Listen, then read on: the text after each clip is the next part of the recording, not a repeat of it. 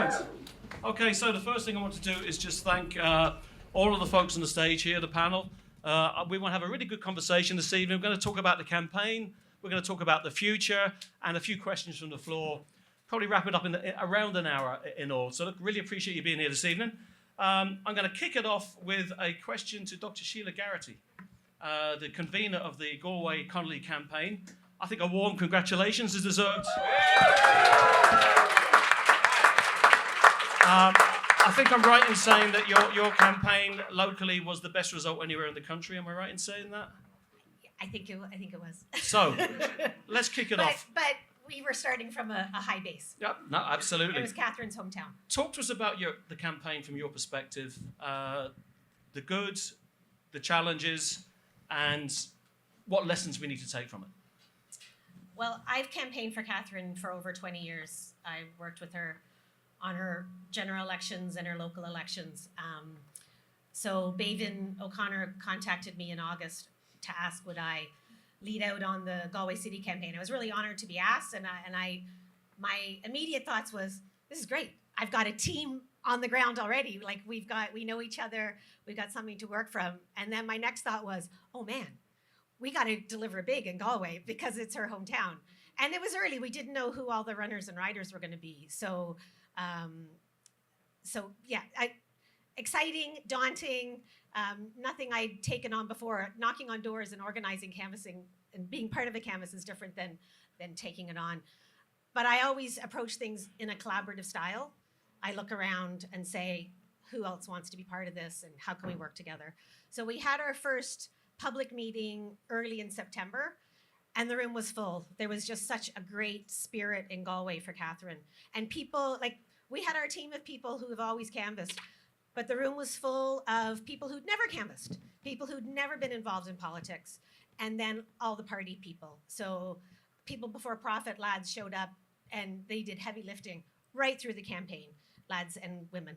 And we had Labour people were there, we had Soc Dem peoples there, Dem people there, and we had Sinn Féin people. Sinn Féin hadn't announced, but there were Sinn Féin members who were there saying, we're going to be working on this campaign as individuals, and we're hoping that the party's going to get behind it, and of course they did. But there was such a generosity of spirit in that room, and like we were trying to decide who was going to lead out on fundraising, who was going to lead out on all these different roles, and people just kept putting up their hands and saying, these are my skills.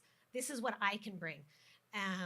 And yeah, it was just this warmth and generosity, and we had a goal. Our goal was to elect Catherine because more than who she was, it's what she represented. She represented values that we could all get behind, that we shared, and that brought us together. Those shared values were really key, that the way she articulated what she stood for, everyone in the room and more people could get behind that. Yeah. Fantastic. Thank you for that. Kieran, I want to ask you in relation, you had a particular role in terms of the Political Liaison Committee. Can you tell us what that experience was like? And again, any lessons from the campaign that struck you in particular?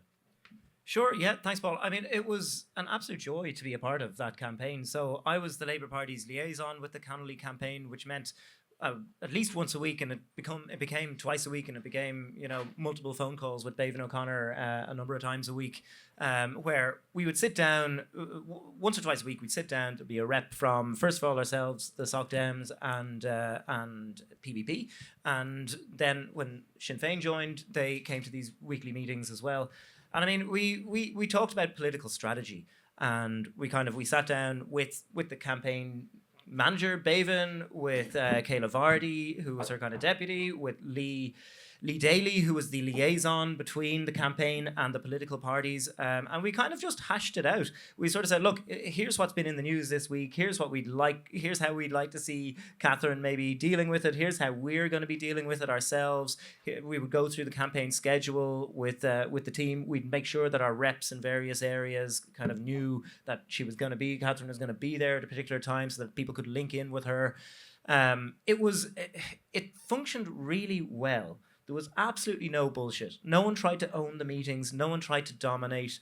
There was an acknowledgement from the off that we were all coming at this common goal. We had this common goal, which was really important, and there was an acknowledgement that we were all coming at it from different perspectives, and we were allowed to kind of message it from our different perspectives as well. So I mean, and we spoke about that. We said we acknowledged that, okay, well, maybe Paul or PPP are going to talk about things from a particular perspective. Maybe they're going to go heavy on the government criticism, and maybe the Social Democrats and the Labour Party are maybe going to focus on something positive over here that Catherine is doing instead. And we were able to, like we would have different perspectives in terms of how we thought Catherine should be handling things politically. That would all then be assimilated by the campaign team, and Catherine would generally do what Catherine was going to do. There's no real telling Catherine how to run her own campaign.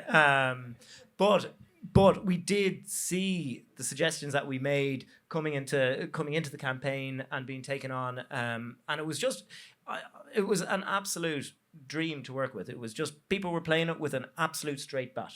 And that was great. Really Thanks, Kieran. Dahi, you're an experienced campaigner, a long time on the road. What was it like from your perspective? Long time on the road, huh?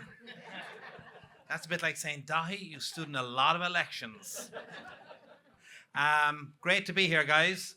I've been on national demos smaller than this. It's fantastic to see this amount of good left-wing people in Dublin here tonight. Well done. Well done. Well done to the organisers.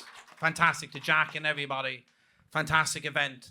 I think in our own area in South Central, I think we when the campaign kicked in, there was a sense we were treating it like a general election, that we had to win. If we wanted to challenge the far right and the racist narratives, if we wanted to challenge the government and sow seeds for future harvests, we had to win that. And we also had a belief in South Central. It was possible to win it, absolutely, but we had to win by a large majority in South Central to compensate for some of the battlegrounds outside Dublin. We felt that. And it was an absolutely fantastic campaign. I've been in campaigns for many years, and I think it was one of the best campaigns. And I think what brought us together was a vision that it can be done, a vision it had to be done, and that we were the ones who were going to do it. We couldn't look left or right at anybody else. We had to deliver it. And I think, just a name check, Eddie Connolly here was an absolute diamond to work with. He was fantastic. And Jacinta Dignan in Crumlin. I think the three of us really worked well together, and getting the team, when we arrived in, doing the heavy lifting. People had to get shit done, and they got the shit done. If you needed leaflets, if you needed posters, it wasn't sitting back and navel-gazing and debating it. It was about action. And I remember when our first big canvas happened on that Sunday, just realised massive potential, but we need people to step in and take leadership, show direction, and hold ourselves and everybody else accountable. And then as the momentum grew, I think every party in there played a role. It was fantastic. And you really did get a sense of comradeship, and these people have my back. We have each other's back and supportive of each other. And then, and funny enough, I know we'll discuss in the future in a minute, but I remember the election was on the Saturday, we celebrated, and then on Tuesday, Eddie organised a meeting in Fatima, and we had to get up and get down and discuss, okay, where are we going from here? How are we going to build on that now? How are we going to make sure that the vehicle for change, the Connolly vehicle, wasn't going to be parked for a few years? That we need it on the road, keep it worthy, keep it roadworthy, and keep going forward. I think it was a really, really good experience. I think, and the other thing I would say is the 2 points would be our diversity and differences were our strength. We weren't trying to morph into something. Here. We weren't trying to have a big love and singing Kumbaya and so we'll all become the one. In fact, the opposite is true. Our diversity and our difference is our strength. Because I know that we were able to get a vote out in Sinn Féin. I know we could get a vote out in certain areas, in certain communities, where other parties wouldn't and couldn't. We went into working class areas, very working class areas, and let's put our hands up, some people had never been in those communities before. And I think that was worthwhile. That was a great experience. These communities have been absolutely abandoned by the political establishment, abandoned by City Council, by Leinster House, by the powers that be, and letting people see these communities are marginalized, disempowered, impoverished. It's working class politics. That's what we used to say before. Then it became poverty. Then it became margin. It's working class. That's the issue. And then the final point was that as we look forward, it wasn't about trying to form one organization. Let those diversities remain. Let them attract new people into a broad people's campaign into the future. Did I answer your question? You certainly did, There Dáithí. you go. Under 3 minutes. Now, we were chatting backstage, and Hazel, you were mentioning the importance of that diversity issue as well. But can you give us your own impressions on the campaign and why it was so successful? Well, we were latecomers. The Greens were latecomers into the campaign. We had a lot of deliberations to do, but when we came to it was that we had to support Catherine, because at the end of the day, she was the only candidate that talked about climate. She was the only candidate that talked about diversity. And I work with a lot of migrant communities that happened to finally be able to vote in this presidential, and they saw her as their president and their candidate. So there was no shying away from it when we were in there. But I'll be honest here, I was benched during the campaign, so I couldn't go out for most of it. But there was a moment where I realized we all had to go for it, was when the narrative, there was a lot of, let's not call it disinformation, let's call it lies being pushed against Catherine. And I remember I had just been in a hospital bed, and I said to my mother, we're going canvassing. And she just went, what? And I said, we have to go canvassing. There's lies being pushed against this woman. And she is the only one that stands for migration. She's the only one that stands for climate. So if you want her to be your president, you're going out for it. And that's what we saw. As Dáithí said, you saw that people pushed aside their differences and they were able to go, okay, we're willing to back this one person. And it was actually really heartwarming. So it kind of seemed like when you talk about politics these days, you talk about the toxicity, and people look at it and they go, they're either apathetic towards it or they think that it's dirty.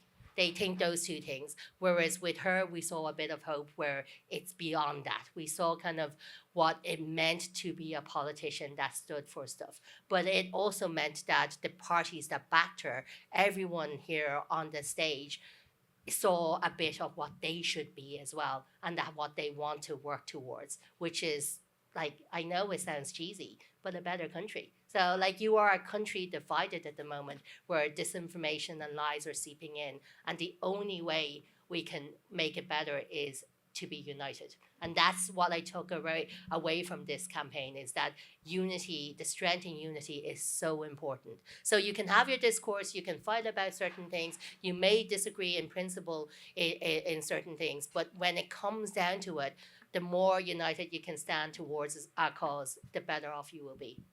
Thank you. Well said. So I want to ask Richard and then Rory about the broad nature of the campaign. I mean, it was such a diverse campaign in terms of students, Gail Gorey, carers and disability activists, trade unionists, artists, United Islanders. How was that all put together? And I mean, it strikes me as being quite a unique historic moment in terms of left politics. But what's your own view, Richard, first? Well, I mean, yeah, I think it was a fantastic coalition of the progressive and left forces in this country, and it shows what's possible, and it shows that it's an idea whose time has come, to my mind. That's really what we witnessed. And from what I can see, once the left showed a willingness to come together, it built itself. You know, there was a huge energy unleashed, which was just waiting to be tapped into. I mean, I've certainly felt that we needed to bring the left together and create the idea of a sort of united left being able to end the hegemony of Fianna Fáil and Fine Gael for a long time. And I think this was a kind of brilliant instance of it. Catherine obviously is a very, very strong candidate. You know, she was so cool and calm, and everybody knows She's authentic. She's a conviction politician. She has a record of campaigning. She's associated with progressive social movements, whether it's on housing or anti-war or anti-racism or women's rights or on the mother and baby homes. You can go through the list. But people knew. So she was seen as part of the social movements. And she was giving expression to those movements, and she was somebody who stuck to her principles. I think you often hear people say things like, "Well, I don't agree with everything you might say, but we believe that you're honest and principled." And I think she really sort of embodied that kind of idea. So she was very, very inspiring. But to me, really it was a reflection of the movements that are out there. One thing that I think was terribly important was the Palestine movement.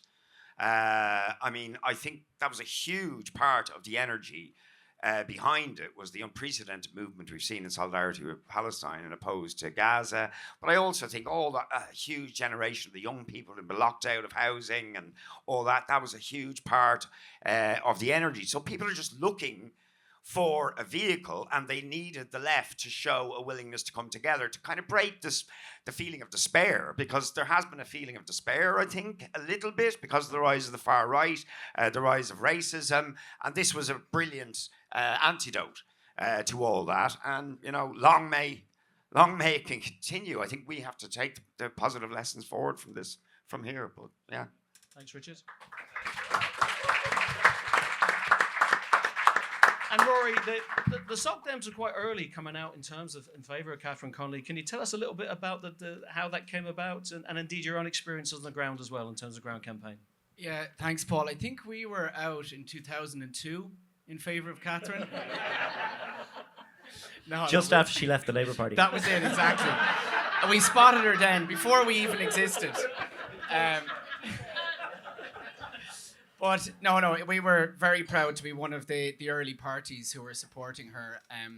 And I know Catherine many, many years, and I think, she's Dina anspecialte I Catherine. And, it was an incredible, moment. It was an incredible time. And Coinnigh Clé, gacht in show, because, everyone made it happen. Everyone did the work. Everyone who was here across the country. And for me, being involved with it, I think that was one of the things that hit me. This went beyond each of us individually as a political party. It reached people who would never, don't consider themselves left, don't consider themselves progressive, but she stands for something. She has, as was mentioned, the values of what most of us hold in Ireland around social justice, equality, and the sense she was on the side of ordinary people. I think that was the real thing that connected. She wasn't part of the establishment. And I think actually the biggest lesson, I've been around the left a long, long time, is that we need to forget all the books and the good theory and the ideas, and we all need to practice our soccer skills. That was the biggest lesson from it. Practice the keepy uppies. I play hurling myself, so I'm trying to get the hops up. So that's really all our job, right, for the next election. Come up with that. But I do think in that in itself as well, she was human. She was authentic. And I think people are really, really looking for that. They're sick of the career politicians who are just in it to get their jobs and get the ministerial salary and not actually represent people or have ideas or desire or passion for social change. And one of the things I think the big drivers within it and within what was achieved was actually the housing issue. Young people who are so alienated, so abandoned, so forgotten, they got in right behind her and with her because she started. And her opening speech, of course, once she elected, what was the first thing she said? Housing is a human right, because no one else was saying that. And I think that for me, it was I suppose a moment that showed Fianna Fáil and Fine Gael are completely beatable. We can beat them. We can win. We can actually have the new republic that she talked about. Well said. I want to talk about one of the more challenging aspects of the election. But before I do, any other comments in terms of that broad campaign? I mean, the role of artists, for example. the cultural progressive campaign that's there, the role of the Irish language. Anyone want to come in on that in particular? I'm just opening up. Dahi, I think please. one of the things you noticed in it, I remember going to the launch, the big launch that we had here, and unfortunately that venue is now under threat. So I think there's a campaign for all of us. I think that there was a strand of all of Irish society weaving that tapestry that was Catherine Connolly's campaign. We could all see a bit of ourselves in there. But the people we were running against, dare I mention their names, like the Fianna Fáils and the Fine Gaels, came across being grey, shallow, out of touch, out of date, way beyond their sell-by date, and stale and boring. Stale and boring. While Catherine Connolly's campaign just exuded confidence, culture. Like we could hearing people speaking Oscuelga on the campaign. There was a sense of music and culture and sport and keep me uppies, and I know that people can trivialise it, but all that played a role on it, and we all saw part of it, and maybe I saw parts of it that I want to be better at. I wanted to speak more Irish. I wanted, let's step into that space. I think that allowed people to become part of the campaign, even non-party political and non-political people say, that's a bit of me. I see a bit of me. I see a better me in there, and I want to be a better person, and I want to be in that campaign. And I think joy. I think there was a real sense of joy in the campaign at the complex that night, on the ground, when she was, walking down Shop Street and seeing her talk to people and really connect with them. And people had personal stories they were sharing with her, and she listened, like she really listens. And I think it was a joy-filled campaign, that we can be joyful and hopeful about what our country can be. Yeah. Anybody else want to come in on that? Rory? Yeah, there was a very special moment in the campaign when she came out to Finglas and Ballymun in my constituency, and it was just incredible how, she was in the outside Super Value in Finglas, and these young children, school students, started coming up to her and looking for her autograph. And it was like, something's happening here. And they weren't there, do you know what I mean? They were there randomly going across, and they were like, oh, there's Catherine Connolly, we want to get her autograph. And she became this phenomenon in and of herself. And I think that was very significant as well. And it does come back to, it's not about, personalities matter. Do you know what I mean? How we are as people, I think, matters. And maybe that's a lesson as well in it, that it is about joy, it is about hope, but it's also about how we are and how we hold our values and how we hold ourselves. Because I think it was Catherine that attracted people. But why did she attract people? It was because those values, I think, and what she spoke to. And she would speak to all the children, she would give them time. And just that giving people time, I think, is so important. And that's what struck me. People are so alienated, and they are so buried by cost of living, by housing. And it was really that moment that did give a sense that we could do something different.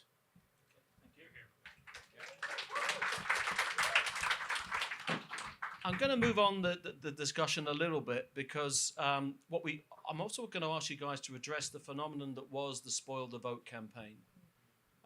Because I'd imagine it's important that the left responds to that in some way. So I want to give the people who haven't spoken in that last round the opportunity first. So maybe Richard, and then maybe Hazel and Kieran. Yeah, well, look, I mean, I kind of alluded to it in my first contribution. I mean, I think there's been a quite of sense of despondency, really, with the rise of the far right and the sort of toxic, racist, homophobic, you name it, just ideology of hatred that has gained ground all over the world in the last while, whether it's in the United States or in Europe, and we've obviously seen our own expressions of that. Now, as we know, the people who are hardcore far-right fascists or whatever are a small minority, but what they do trade on is a sense of despair and despondency and alienation in some of the most hard-pressed, disadvantaged, alienated areas of our society, and they turn that in a horrible direction. And we have a big job and a big responsibility to try and engage with those communities who feel so left behind and feel so alienated, and to channel their anger in a positive direction that can actually make a difference on the housing issues, on the cost of living. Because I think most of us know, and when you're out canvassing, you know this. You talk to people, even if they express some of this stuff, very quickly you find that there's stuff in their own lives that isn't to do with hate or isn't to do with racism, but is to do with, their kid being on a housing list, or how, the awful time they had in their engagement with the health system, or, just some injustice or hardship that they're suffering and not seeing a way forward, and then imagining that's, somebody else is somehow doing better than me, that the immigrant is doing better than me, which is of course not true, but it's that sense of despair. Now we have to, I think, what Catherine's campaign has shown is we can create the sense of hope if we come together. We can lift people's horizons, lift people's spirits, push the far right back, and it's fantastic that they were pushed back. But of course, we shouldn't be complacent. We've got to take that forward now. We have to take it forward on the issues that are really affecting people, that are underlying the sense of despair or anger that people feel that can lead them in this nasty direction. So we've got to engage with that. And I think we've got to take the model of unity, of grassroots campaigning, of being authentic, being committed, that the Catherine Connolly campaign sort of embodies. We have to take that now into battles over the cost of living, over housing. Obviously, we've seen it on Palestine, and indeed on facing down racism and the far right itself. We need to come together and build that kind of movement, of grassroots movement of ordinary people, but showing that there is answers and solutions, and that we can actually make a difference to people who are feeling alienated and are at the wrong end of the system. Thanks, Richard. Hazel, do you want to come in on that? Yeah, a lot of people said to me afterwards, "Oh, don't pay any heed. It's only a small percentage of small votes." It wasn't though. We all work when you're in campaigning, when you run campaigns, you look at the data.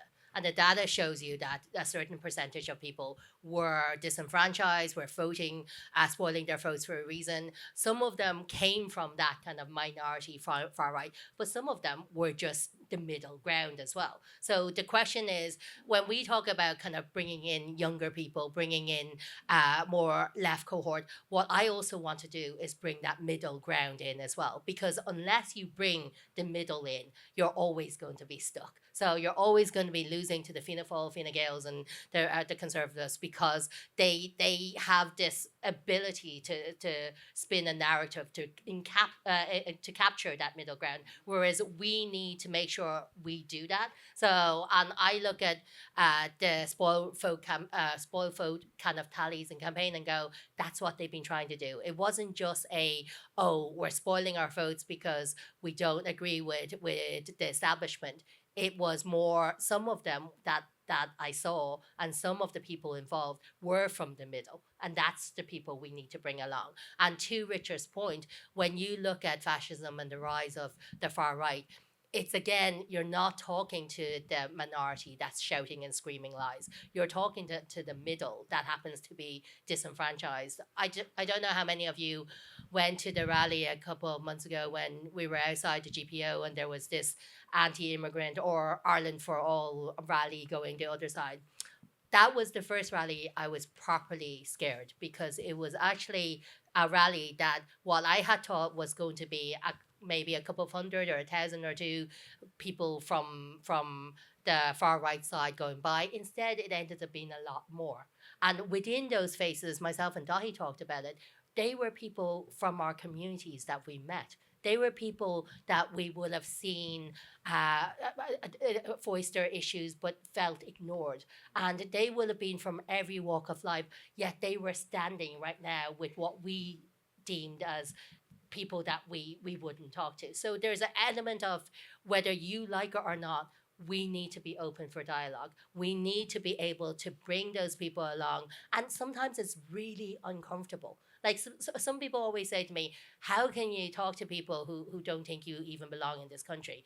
well, my point is, well, I know I belong in this country, but I need to be able to convince them that everyone belongs in this country, and that's where we have to. That's where we have to work towards. So, Thank you. Kieran. Yeah, I mean, look, there's no doubt that the far right is on the rise in this country, and Hazel, more than any of the rest of us on this stage, has faced discrimination in your job, much more. Like, but you've been dealing with it for years. The rest of us are only seeing it now as we see the rise in protests and all that kind of stuff. And it is clear that this government is, if not enabling, but at least emboldening the people on the far right in this country through their current policies and through that direction. Now, having said all of that, this election, there were a lot of spoiled votes saying they should have had more choice on the ballot. It came up on the doors with me repeatedly, middle-class people saying, I can understand why you're supporting Captain Connolly. I think there should be more choice on the ballot. And I'm not sure, for example, Fine Gael's direction to their councillors to explicitly exclude others from the ballot was a good move from that perspective. It looked like you were trying to shut down anyone else from getting in. It was, whereas other parties were at least a little more subtle about it, right? Even if that was what the ultimate aim was. But I mean, we've got, and I'm not saying we should make it easy to run for president, for the highest office in the land. It should be difficult, but there are particular candidates, if they got their shit together a couple of weeks earlier and had actually gone through the Oireachtas route properly, they probably would have been able to drum up those votes. They just didn't want to do the hard work and couldn't get on the ballot, right? So there is that. And just the other point I'd like to make, in terms of us, like, pushing back and getting into areas, like, as a broad coalition, we all are speaking to different voter bases. Even as individual politicians within our parties, we're talking to different people in different areas of our constituencies. By coming together, in my constituency, there was myself, there was Paul Murphy from PPP, there was Sean Crowe from Sinn Féin, and we're all actually based in different areas. We're talking to different people on a daily basis, and we're still spreading the same message. We're spreading it in our own ways. We're not saying the exact same things to different people, but we had this broad coalition that was able to talk to a broad swathe of society and get through, and we won a resounding victory through that. It was amazing, brilliant. Yes, Dahi. Yeah, I suppose one of the things around the spoiled vote is, and it's something I feel really, really strongly about, because in a constituency like Dublin South Central, we delivered the record highest vote, the biggest percentage, but behind that was a deep, dark shadow of spoiled votes. I'm not going to name communities because I'm not going to stigmatise them, but we know. I represent some of the most marginalised communities in this country. They've been abandoned, forgotten about, impoverished, marginalised.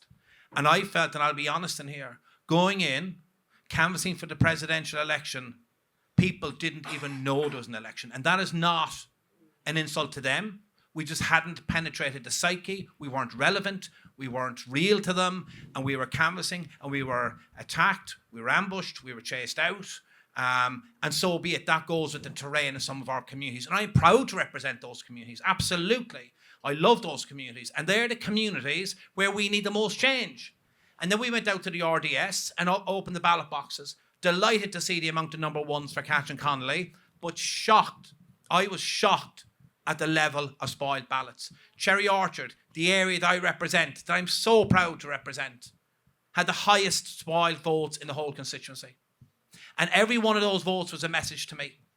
And I took that message personally and politically. I need to do more. We need to do more. And let's not shy away from that difficult conversation. Let's not bask in the glory of getting our candidate into the Oireachtas while not recognising these people live in poverty. They've been marginalised. They've been spat out. And they did not see us as the solution. We topped the poll there, but behind that was the spoiled. In Ballymun, in one of the ballot boxes, spoiled votes topped the poll. And I went home from Saturday, delighted we won, but up here I thought there's a serious challenge to be had, and we cannot shy away from it. We cannot shy away from that. And I would have a slightly different view, if I may, from some other people. I'm not really concerned about the middle class not voting. I'm not really concerned about some of the leafy suburbs not voting because they have access to power. They have the wherewithal. They have the private health care. They will afford. Their children will not be homeless. They will not die from drug-related intimidation. Their houses will not be burnt out. And that's the reality in the constituency I live in and that I represent. And I feel strongly about that. Those communities are suffering today, last week, last month, and last year. And they will continue to suffer unless we get our shit together. And I would think, my final point on this, we need a class analysis. Some people say anti-poverty, anti-marginalisation, call it what you will. But I felt that we need a class analysis to ensure that we see things through those prisms as well. That these communities cannot be forgotten. We cannot simply walk out of those communities and think, we're okay, the left can win, we did okay, because that will come back to bite us in the ass, folks. We need to roll up our sleeves, and I would even push it a bit further. Some of you say, let's go in and have those difficult conversations.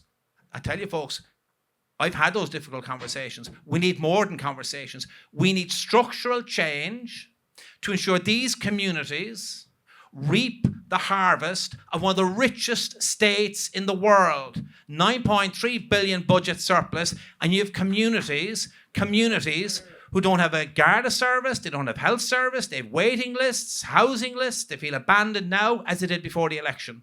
So I think that's the challenge for us. That's the challenge, to get back in those communities and make it happen. Sinead.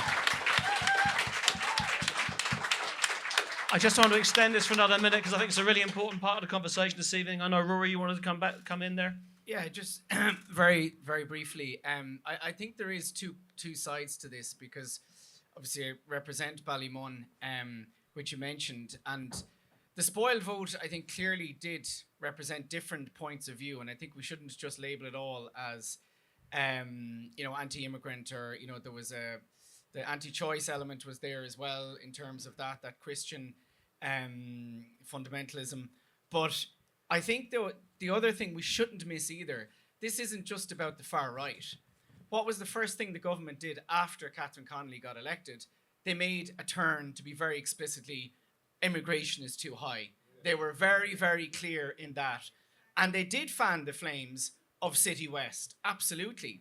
But I will say that there's two sides as I see. One is there's a requirement and obligation on all of us on the left to actually hold a very, very clear anti-racist position, and a position that does not blame immigrants for the problems or get pulled down that road of saying we can't have things here, we can't have stuff there because, it's really hard here, which of course it is. But that plays into the government's hands. And the other people the government are looking at is actually not us. It's Aintu and it's Independent Ireland, who have actually increased. They are now combined. I was just looking at the poll on the weekend. The two of them combined are 10% in the opinion polls. 10% Independent Ireland and Aintu together. We want to see a government in the next election that doesn't include Fianna Fáil or Fine Gael. Believe me, Fianna Fáil and Fine Gael are looking at Independent Ireland and Aintu as the next partners for the next government. We could have an even more right-wing government than what we have at the moment. This is the danger, and why I just finished that. If the other thing the poll showed in the weekend was 70% of people said they supported a harder line on immigration. Don't think this is just an issue of the far right or an issue in working class communities. The anti-immigrant, anti-racist, or anti-immigrant view is spreading and has spread, and they have spread that poison. And so we have two challenges. One, to challenge it all the time, but the other is to do, which is stand in communities and work in communities and get the changes. We were out in Finglas this morning protesting against cuts to bus services. That's what we need to be doing. We need to ramp it up on housing. We need people to feel represented, and we need to get the changes that they need. Otherwise, we will lose it. Hear, hear.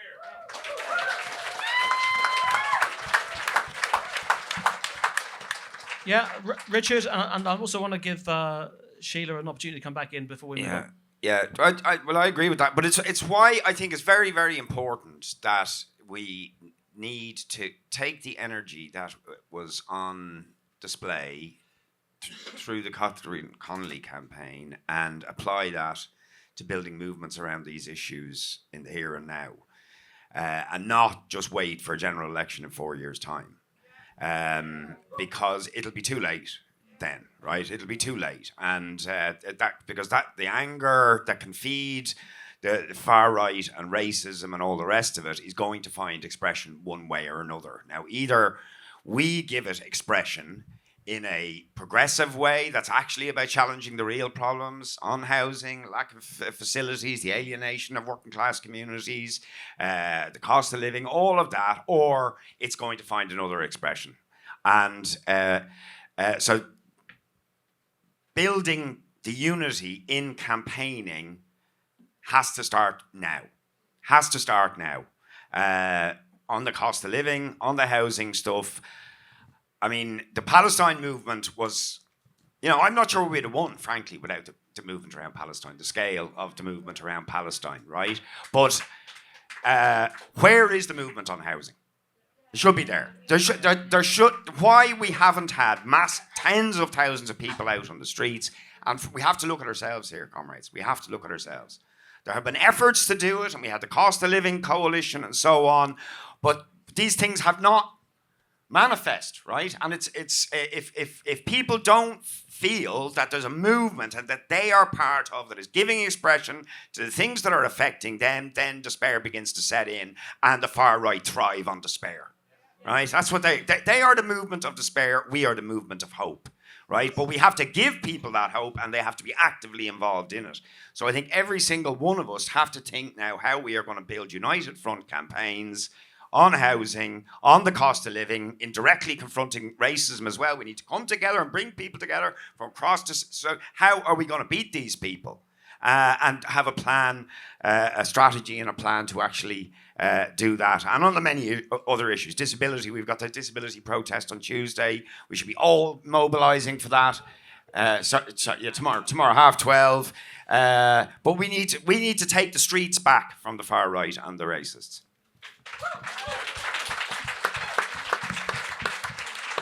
Sheila, would you like to add anything? Well, I was sitting beside Richard downstairs, and I didn't realize he was reading my mind.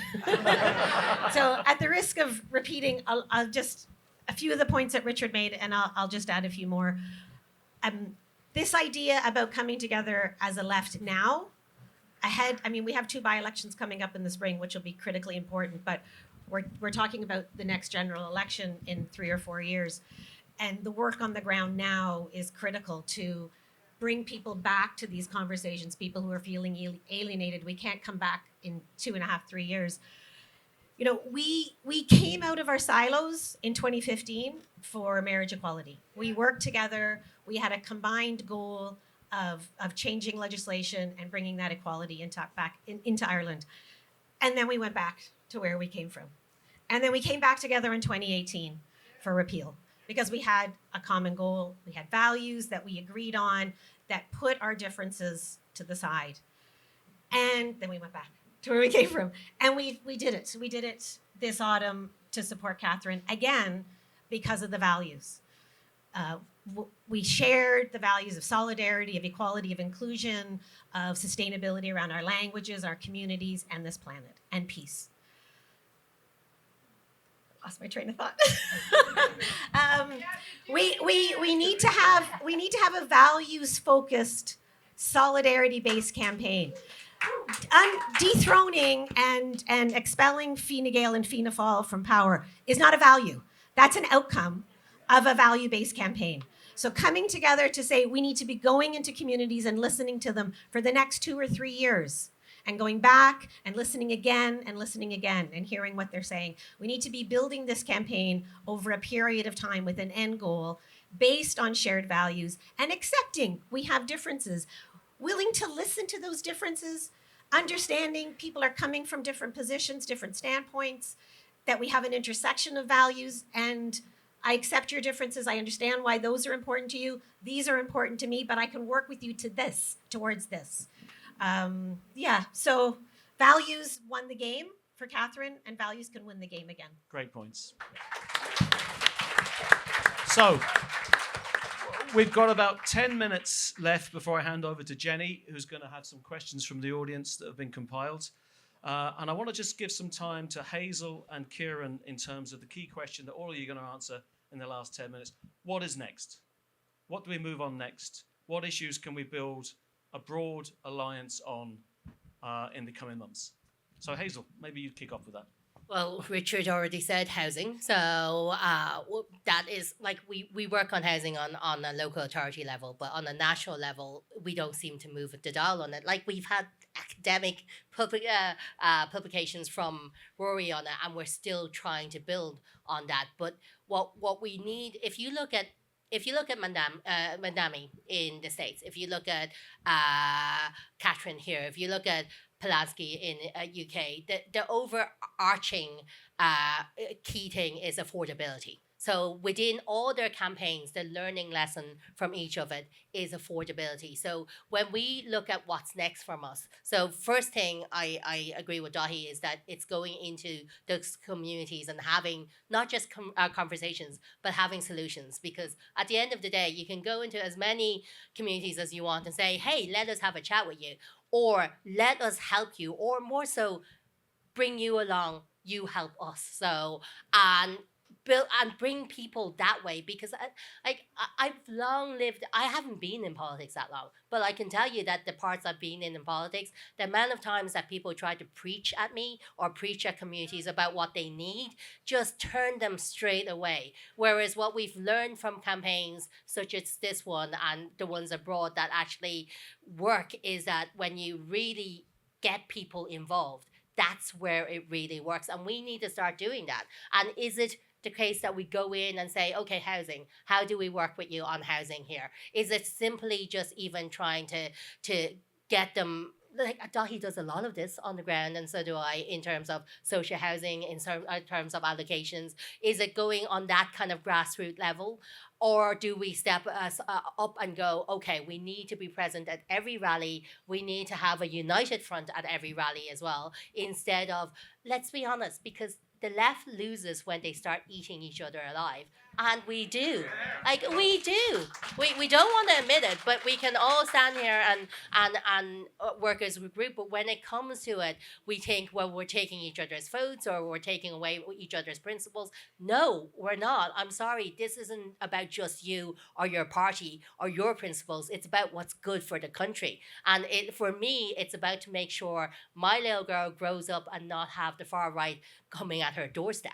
So it's about turning that tide, and the only way we can do that is to swallow our pride a little. So, and know that, hey, listen, to Sheila's point, we're not going to always agree, but these are the key things, housing being the main thing, affordability being my huge one at the moment. Climate, I'm sorry, I know climate is so last year or so last decade, but it's still going to be a big thing, because all this talk about migration and people scaremongering about migration, it's due to climate change.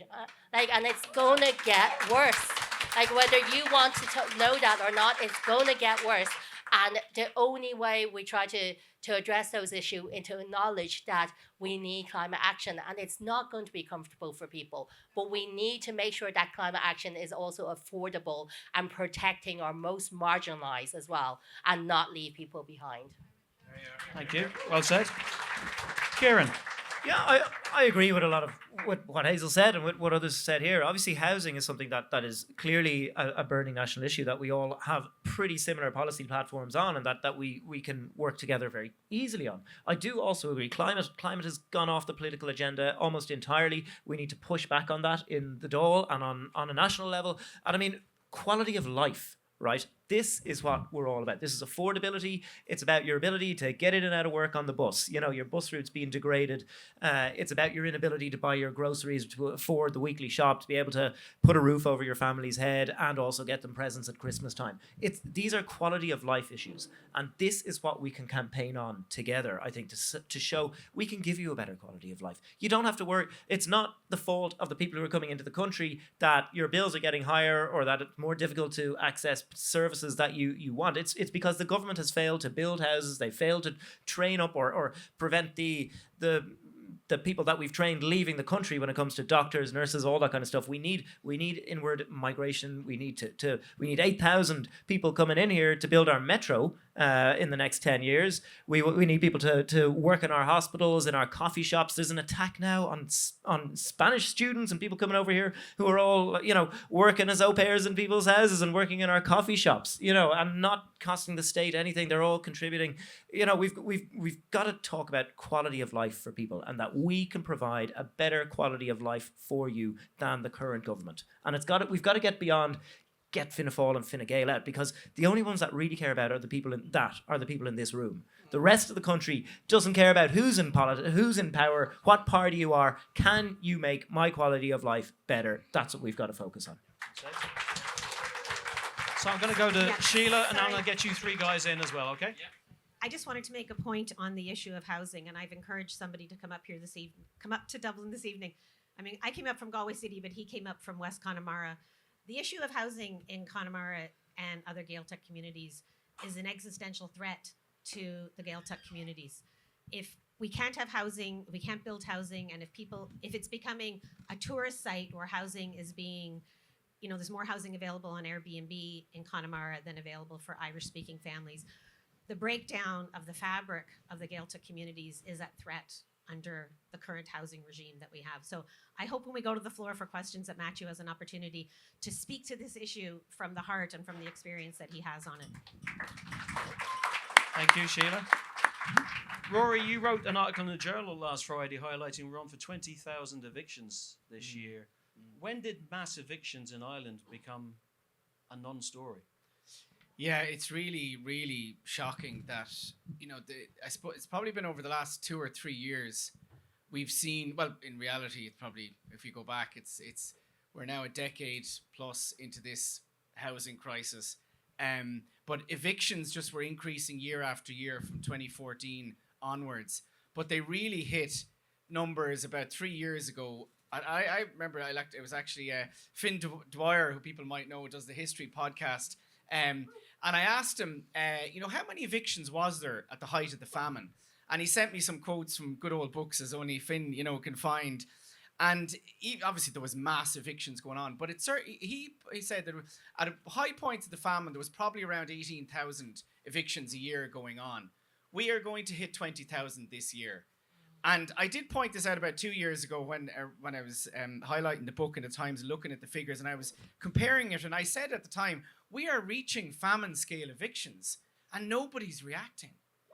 And it's truly, and there's a number of reasons for it. I do think there's an issue that it's renters. And renters have been so, what's the word, kind of turned into these, assets, commodities for investor funds, and government policy has wanted renters to be treated like assets for landlords. That's been the policy for 30 years, and they've gone from small landlords to corporate landlords. But if it was homeowners, it would be different. And I think there's a real shame on how we've responded to this latest eviction wave. And when you look back to after the crash, there was, a certain level of outrage at the idea that homeowners were going to be evicted. And there was homeowners evicted. But we're 20,000 households. That's like upwards of 30, 40,000 people.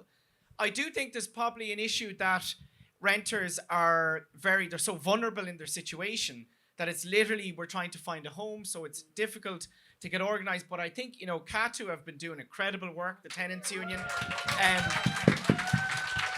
And they have. And, we're still kind of victims of our colonial past in our... the lack of why we don't have tenants unions in this country goes back to our lack of an industrial base and trade unions and all that. But CATU are doing now what was been done 100 years ago in New York, in Vienna, the building, the organizing of renters. And it is so fundamental that it happens. And we need to support CATU and the tenants unions. But we also, I do think, need to take a stand on the evictions that are going on. And I think it is something we could focus on as the left, come together and say no evictions into homelessness. No, there's absolutely should be a ban on no-fault evictions. How any renter is allowed to be evicted from their home when they're paying the rent and done nothing wrong. But just to finish on the issue of the Gaeltacht, I actually spoke about Bhí mé caint faoi an Ger came to Hiach just in the Gaeltacht an Seachtain Seocacha Isteachsadul agus dúirt mé gur, our Changa is in Wales because of the housing crisis in the Gaeltacht. And I think it's something we all need to really step up on as well and highlight. And it's great that Madhu is here. Thanks very much. So we're tight for time, guys, but I obviously want to give Richard and Dahi an opportunity to speak in terms of what's next. And I think one of you mentioned the by-elections earlier. What can we do in terms of those by-elections collectively? I think we need to sit down and have a hard-headed discussion about this, but basically we need to have a very, very strong transfer pact. That's what we need. We need a very strong transfer pact. I think realistically it is probably the case, although I don't want to preempt the discussion, but it is probably the case that people aren't going to stand down because we are distinct parts of the left. But if we really projected that we were united, that we wanted it to transfer to each other, and that we were going as a bloc to provide an alternative to Fianna Fáil, Fine Gael and the right, then I think that would create energy and a dynamic. So I think we need to do that, and we need to do it fairly quickly. But also just on the campaigning, I mean, a lot of it has been said. I think, I've been involved with Raise the Roof and the National Housing and Homelessness Coalition, and there was debates going on for the last 2 or 3 years about building demonstrations, right? And they just didn't happen, right? They didn't happen, and they should have happened, and it was a mistake. And frankly, I think the left paid a price for it. Okay, that's now. Just to say, there's been Raise the Roof demonstrations in Dublin, Waterford, and 2 in Cork in the last 5 months. Yeah. Just But to put it on the record. Yeah, no, absolutely. But they're not big enough, Paul. I agree. They're not big Absolutely. enough, right? Yeah. Now, I'm not going to I'm not casting aspersions anyway. I'm simply saying it's the biggest social crisis in this country. The evictions, there's so many different aspects to it, and that does make it a little bit complicated because some people are affected by the fact that house prices are too high. Other people by the fact that they're renters. Because they're on a social housing list for years, other people because they're in social housing, but it's absolutely crap quality and it's maintenance issues, which is another very important issue, right? And we can't necessarily prescribe what will be the issues that mobilise people, but what we do need is to have campaign groups in every single area and at a national level that are mobilising on the issue of evictions, but on all the issues that will come up, right? And trying to create a movement that makes the people who are affected by the housing crisis think we can actually make a difference. Because if despair is something that fuels the far right, despair is most prevalent around the issue of housing, right? It's most prevalent because people feel very atomized, it's very immediate. That's often why they don't want to campaign, because they just think, I just need a roof over my head, I haven't got time to campaign. Right, so we have to give them confidence by coming together and giving them optimism that we can actually fight and win on this. Similarly on the cost of living. I mean, let's be honest, there's a lot of anger over how bad the budget was. If the cost of living coalition, which is now beginning to reform, but had it reformed a bit earlier, I think we'd have a protest over what happened to the budget, right? Coming up to Christmas. Now, it's not going to happen before Christmas, but we need to be out and fighting on the energy price hikes, affordability, all that sort of stuff very early in the new year to give people hope. So, to me, that's the task we have, and we need to get down to the work. Thanks, Richard. Dahi, on the by-elections, let's keep it simple, folks. Win them. Right, vote left, stay left. End this. We have to win them, and that proves that the left is a winning formula. It wasn't just the flash in the pan with Catherine Connolly, two useless candidates. She's going to win anyway. No, because this will be serious. This is going to be economics, international policy. It'll be domestic policy. It'll be social policy, and we need to be up our game. Vote 1, 2, 3, 4, all the way down on the left. But and in the long term, for me, it is about community. Absolutely community. And we want people to be able to live in their community with dignity, in homes that are affordable, sustainable, and you don't face eviction in the precarious private rented market. You're not strangled with a mortgage, that your rent is affordable, your home is yours forever. In communities where everybody is safe. No matter who you are, where you're from, how you got here, how long you're here. Our streets, our playgrounds, and our schoolyards are safe places for everybody. That we have services facilitating those communities. Services that are affordable, reliable, accessible, and dependable.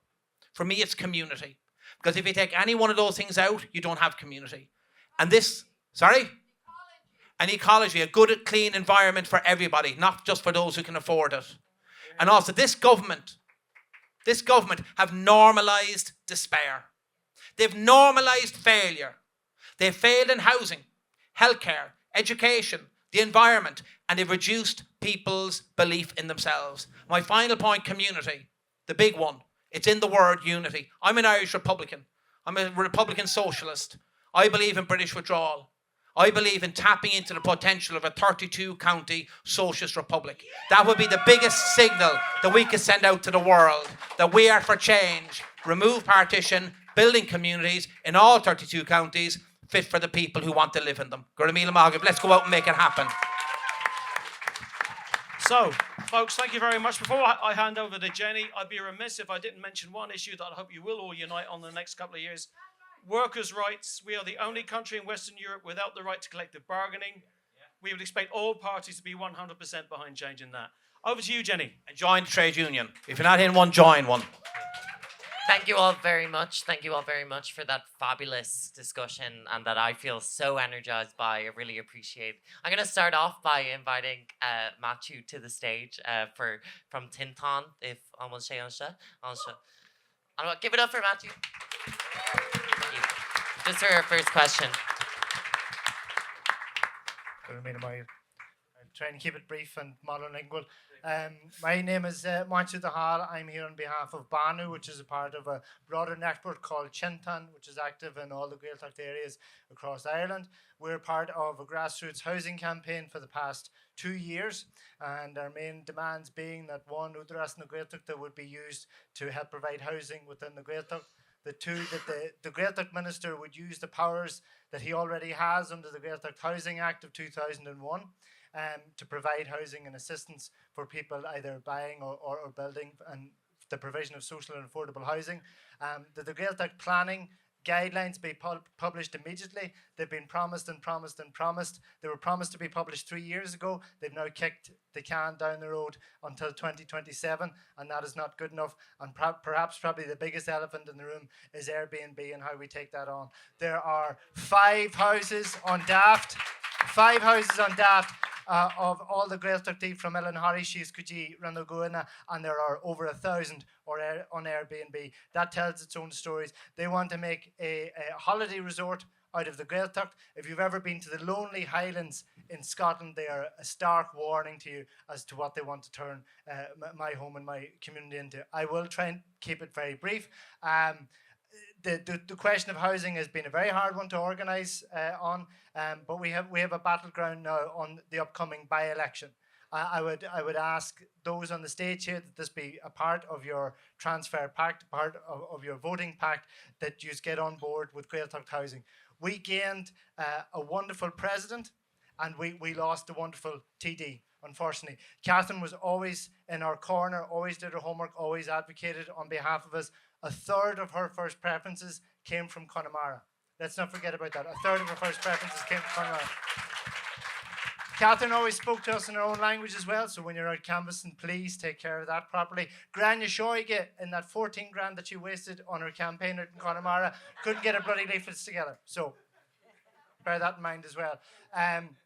Also, what I'll say, and let's not forget it as well, that, when we're talking about the issue of immigration, when we're talking on the issue of racism, that Catherine managed to top the polls in some areas of Connemara, which were most tense when it came to IPAS centres, when it came up to stirring up of hatred by outside actors and by the far right, because she was able to offer an alternative vision, not just one of condemnation of racism, but actually be able to deal with the material conditions that we're all struggling with. So I would ask those on the panel to please support our campaign for Gaeltacht housing rights, for the provision of housing in the Gaeltacht, and that we can keep our community together. One final note. Now, I've always said this since the start of our campaign 2 years ago. We're about keeping people in. We're not about keeping people out.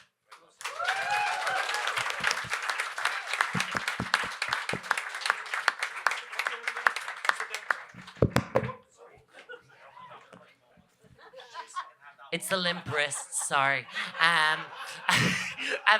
So I'm just going to do two quick questions. Randomly pulled by which one is our least sweaty. So I have this one here. With the rise, I'm going to ask two of you to speak, and I'm going to two in the other ones. We have to wrap up. I've been given out to. With the rise and reward and aggression wars. Aggression, war, and mechanisms. How do you find avenues for hope and positivity looking forward? If anyone would like to talk about that, hope and positivity in politics. I know it's a tough one. Yes, Richard. I think the movement of solidarity with Palestine has shown, the hope for humanity is, and I think one of the mantras of that movement is not just to oppose the horror and the genocide being inflicted on the people of Gaza, but the people of Gaza and Palestine are the front line for humanity. And I think that's what people have realized, and that has been the energy that has driven this unprecedented movement that has mobilized hundreds of millions of people in solidarity with Palestine, because they understand if they can do this to Palestinians, what are they going to do to the rest of us at some point? So I am very inspired by the activism, the politicization, the impact of this movement, and I think it shows that there is hope, and we mustn't give in to despair. We're certainly at a crossroads, and was it Rosa Luxemburg said socialism or barbarism? I know not everybody defines themselves as socialists, but let's put it this way, that we can see the barbarism possibility, but there is a possibility of another world, and it's expressed on those streets when you see hundreds of millions of people standing against genocide and the horror that's been inflicted on the people of Palestine. Kieran?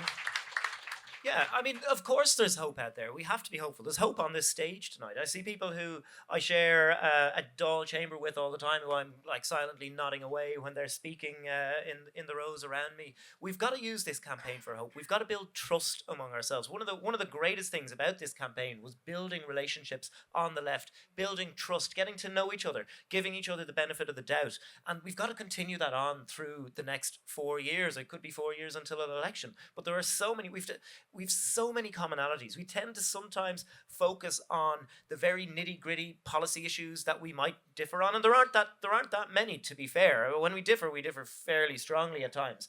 But we got to focus on our broad positives, our broad commonalities, and to say, yes, we are different. We can do things differently. And I really, this campaign, parties that wouldn't have necessarily, there were people in my party and the Labour Party who wouldn't have necessarily found it easy to support someone who left the party a while ago, right?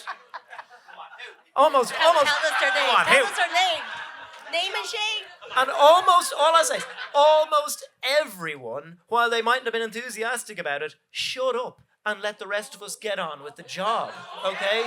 So, right, calm down, girls.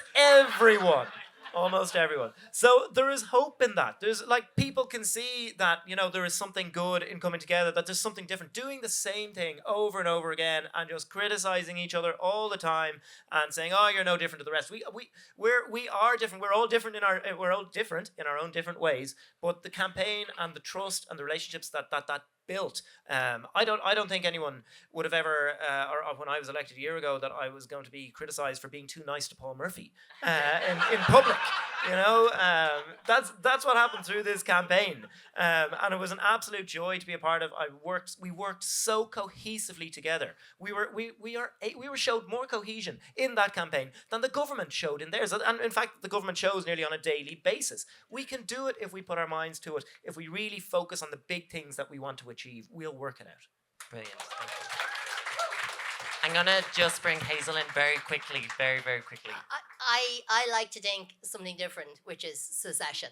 So I look at, I don't mean secession in the kind of HBO sense, but secession in campaigns and in politics. I look at this room and there's different generations, and that's amazing. I look at the Connolly campaign and how we brought younger people along, and that's what's needed. I looked at it from Climate, a Friday for Future, and that's what's needed as well. The rest of us here on stage, we shouldn't be in politics in 15, 20 years' time. There needs to be secession for politics to work, for governance to work, because if you have the same people, the same politicians in there year after year, you're not going to actually, you're not going to be able to have that equal share, apart from Jenny. Jenny can Thank you so can much. stay. Thank you for But saying the that. rest of us, I was just about to the rest say. of us should be moving on in 10 years' time. Or there you go, Dahi, you have 10 years to get elected. So, but like my point is, that's the session really gave me hope. It's seeing the younger generation. It's seeing like my kids' class being able to talk about homelessness, being able to talk about housing and saying that we should do something, and being able to talk about environment, and they actually care more than we do. That's what I want, and that's what we have, and that's what we need to continue to build on. Absolutely, absolutely. So this is a short and sweet question that I'm just going to fly around between all of yous to ask.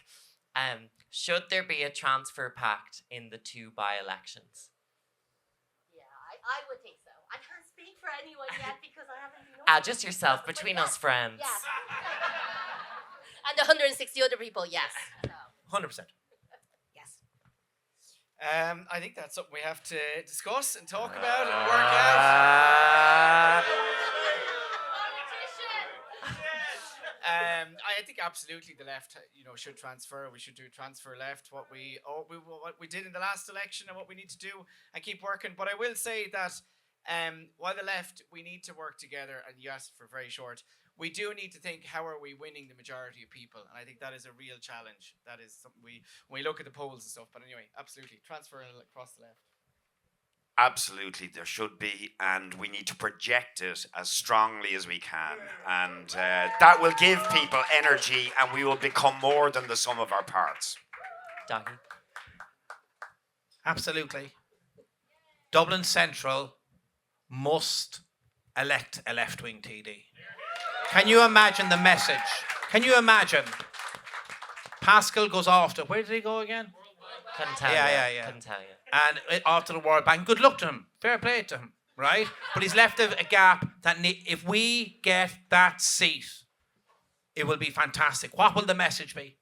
And in Galway West, what a fantastic message if Catherine Connolly was president and ye had a left-wing TD who did care about the constituency equally and passionately and as actively as Catherine Connolly did. That would be a scud missile into the centre of the government. Absolutely. Thank you all very much for that absolutely fabulous discussion. Give it up for our panel.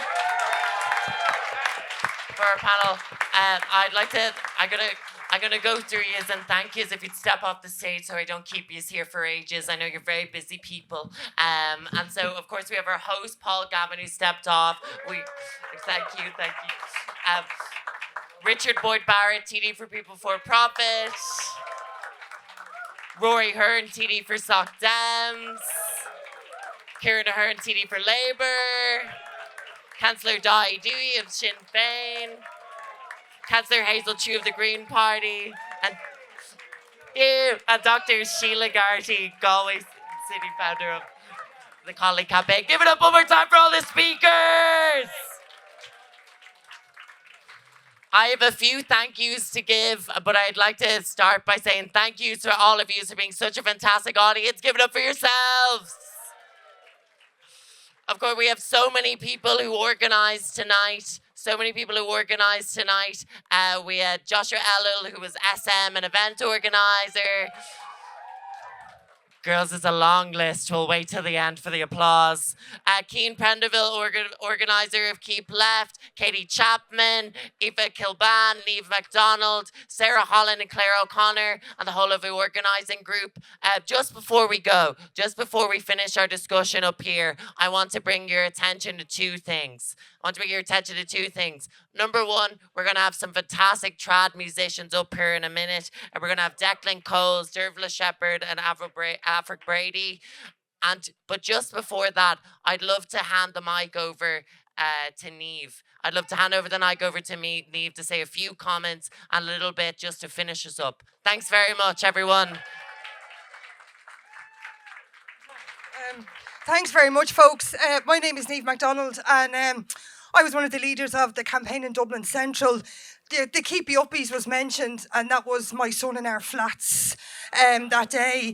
And I just want to talk to you about kind of what happened that day. Those children in those flats are building a community room. There's women working class women working very, very hard to find safe places for their children to play among drug dealers, among shootings, among violence, among the far right. And the president, she wasn't president, but the president came in to their little community space and played football, played basketball. Now, they are still living off that high, to be honest with you. They now know that Connolly is the president. They know how to become president. They understand that politics is important, but they also understand that their voice is important and what they do is important. And they now are a part of history.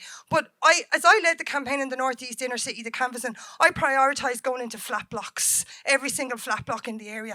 And when I went into those areas, I said, do people come into you? And they said, not really, no. From the left to the right, they don't. But some people do go in. And that's the far right, and they do go in. So there's all talk today about, I'm a working class single mother. I live in the flats. I work hard. I've been a campaigner on the left for many, many years. But what I'd like to speak to you today about is that the far right are giving people something to fight for right now. Right? And it's racism, it's hatred, but it's also they're using fear. People are afraid because they can't pay their bills, because they don't have housing, they don't have additional need supports for their children, the whole raft of things, right? And I'm not saying we don't campaign on housing. I'm not saying we don't do that.